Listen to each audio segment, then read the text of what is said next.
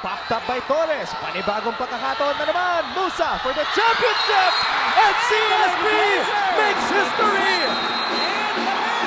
Ang kauna-unahang championship sa kasaysayan ng College of St. Benil. Nakamit dito sa Season 91 ng NCAA.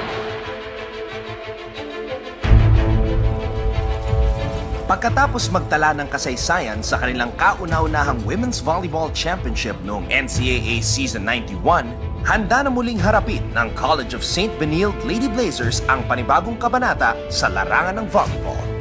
Sasagot sa hamon ngayong 13th Collegiate Conference ang tinaguriang NCAA Best Blocker at Finals MVP na si Jeanette Panaga. First year kong maging captain ba sa CSB. Ikaw yung magdadala sa kanila para manalo. Kung anong nawala sa amin, ayun yung mas pinupunan namin.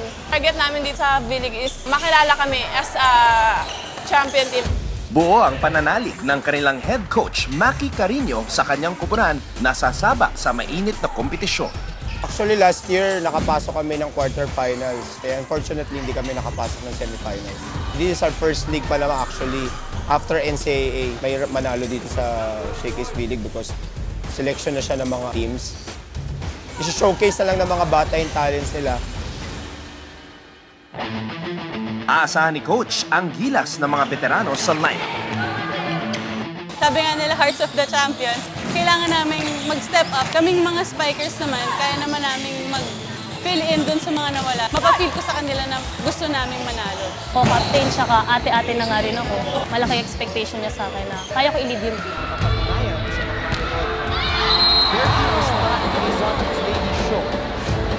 Aarangkada naman bilang guest players ng Lady Blazers sina Janelle Cheng at Janine Navarro. Dala ang kanilang championship experience, handa na muli ang College of St. Benilde na gumawa ng kasaysayan ngayong 13th Shakey's Collegiate Conference. Kung ano yung ginawa namin for NCAA para mag-champion kami, we'll make it sure na for this coming Shakey's B-League na mas dodoblehin namin yun. We are NCAA champions for reasons.